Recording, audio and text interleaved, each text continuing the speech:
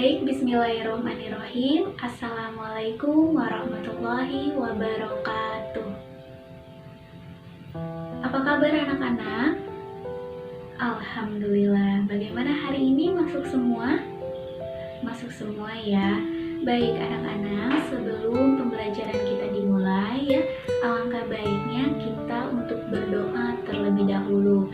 Silakan kepada ketua kelas untuk memimpin doa.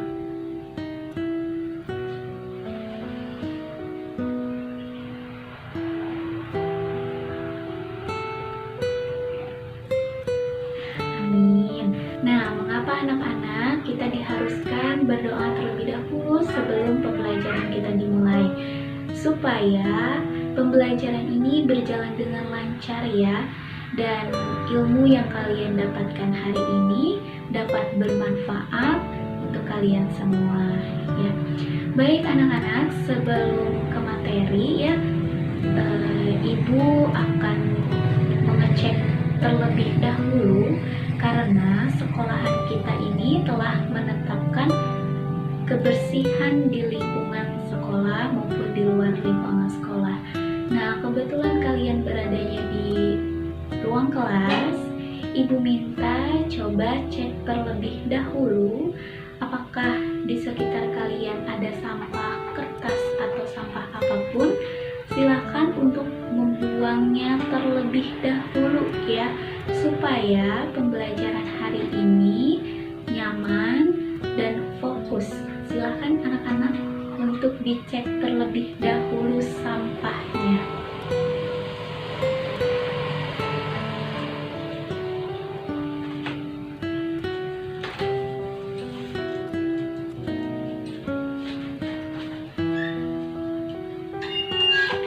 Sudah?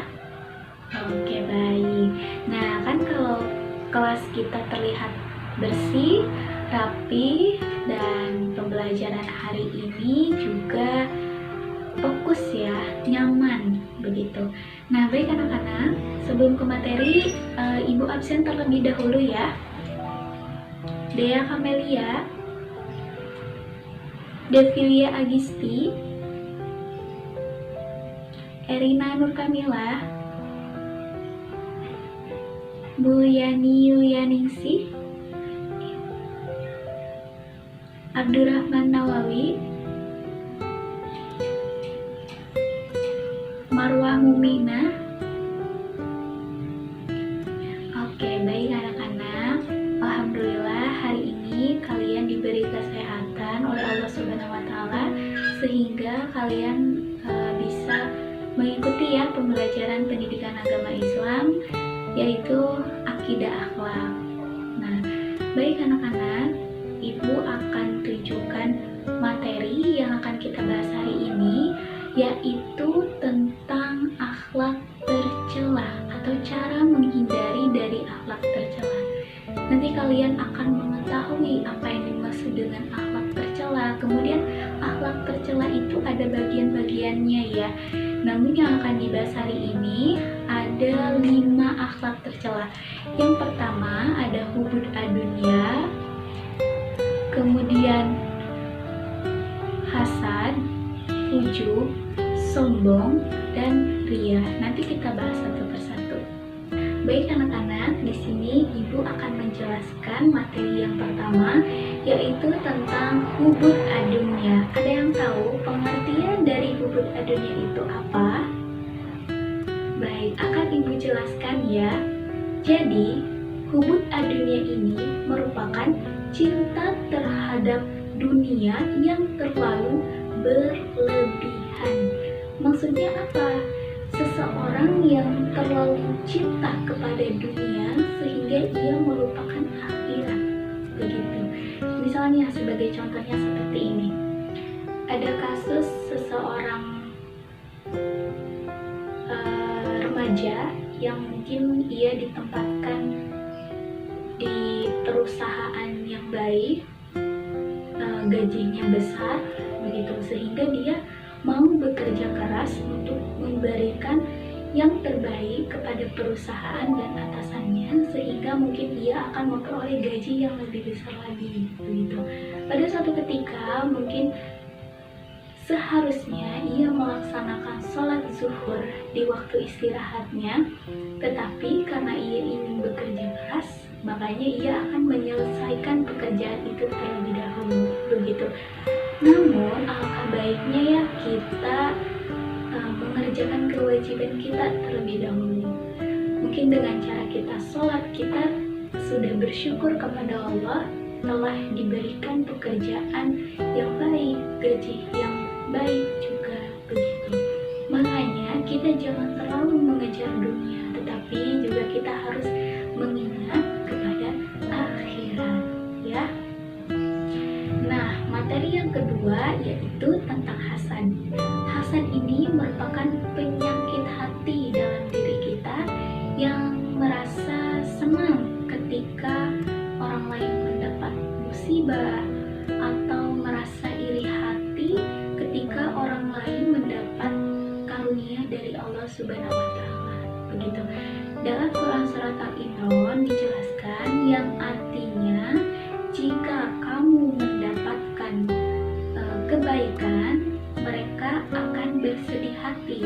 Tapi jika kamu mendapat bencana, mereka akan tertawa. Begitu. Contohnya seperti ini. Ketika teman kita mendapatkan musibah seperti hal kecil saja, jatuh dari sepeda, nah, kita tidak boleh menertawakannya ya, kita harus menolongnya.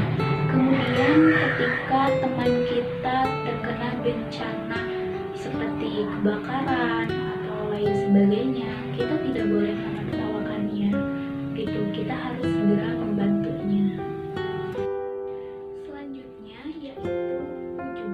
Ujub ini adalah terlalu membangga diri yang terlalu berlebihan, begitu. Sehingga kita merasa bahwa kelebihan yang kita miliki, kelebihan yang Allah kasih kepada kita, kita terlalu membangga diri, gitu. Misalnya kita memiliki wajah cantik, wajah tampan, kita terlalu membanggakannya, gitu. Jangan sampai kita merasa apa yang kita kelebihan yang telah kita peroleh tersebut, merasa orang lain tidak mungkin memperolehnya, gitu. Kita jangan sampai seperti itu ya, karena segala sesuatu hal itu di mata Allah itu sama, mau tampan, mau cantik, semuanya sama, ya. Selanjutnya yaitu sombong atau takabur, begitu. Ini juga merupakan sifat tercela ya yang mungkin dimiliki oleh manusia, karena sombong ini merupakan kita telah meremehkan orang lain. Contoh halnya seperti ini, kita baru membeli mobil baru, kemudian kita merasa bahwa orang lain itu tidak mungkin bisa untuk membeli mobil baru seperti kita, gitu. Jangan sampai kita meremehkan orang lain ya. Belum tentu mungkin pada saat ini orang itu belum bisa untuk membeli mobil baru, gitu. Mungkin suatu saat nanti dia akan memperoleh mobil baru tersebut, begitu. Intinya apa yang kita miliki, apa yang kita punya, apa yang kita peroleh, kita jangan memiliki sifat sombong atau takabur ya. Karena telah dijelaskan dalam hadis riwayat Bukhari bahwasannya tidak akan masuk surga orang yang memiliki sifat sombong atau takabur. Nauzubillahi min dzalik. Nah, materi yang terakhir di sini ada riya. Riya itu apa?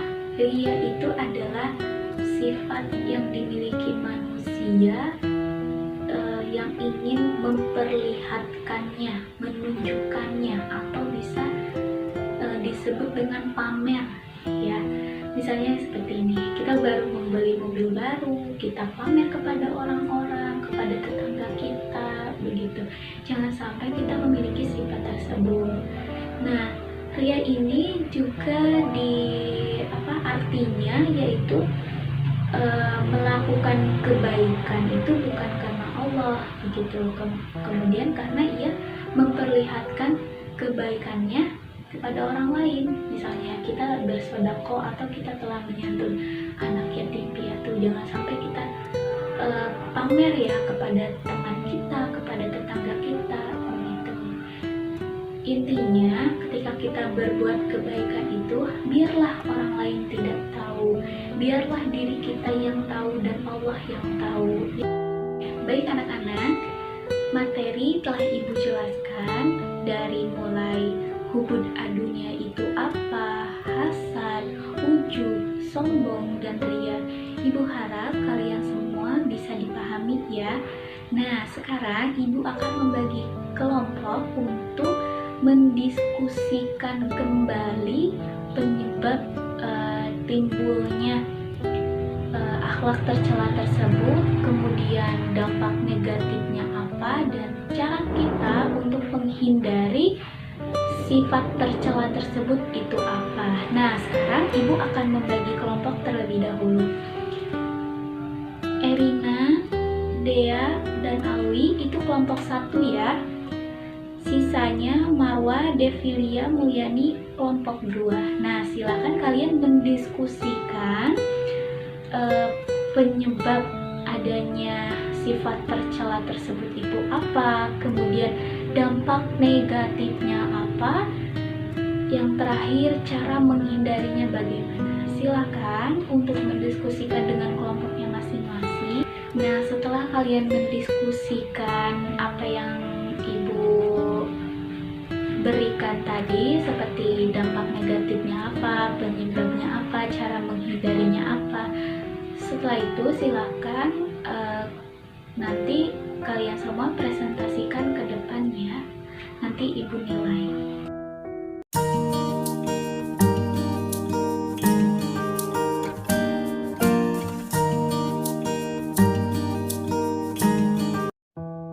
Baik anak-anak, terima kasih kepada kelompok 1 dan 2 yang telah mendiskusikan, kemudian mempresentasikan hasil diskusinya. Kalian semua alhamdulillah telah memahami materi yang telah Ibu sampaikan ya. Baik anak-anak, Ibu akan menyimpulkan sedikit ya. Dari yang pertama itu ada hubud adunya, yaitu mencintai dunia yang terlalu berlebihan. Yang kedua ada hasad. Hasad itu merupakan penyakit hati ya.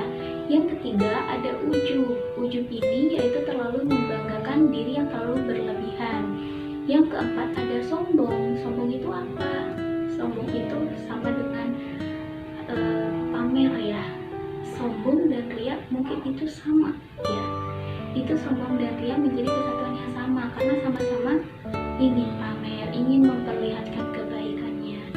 Nah, anak-anak, di dalam kehidupan kita yang masih remaja, kita hindarilah akhlak tercela tersebut ya, karena dampak negatifnya yang pertama yaitu tidak dicintai oleh Allah ya. Tadi telah dijelaskan dalam hadis riwayat Bukhari bahwasannya tidak akan masuk surga orang yang memiliki sifat sombong.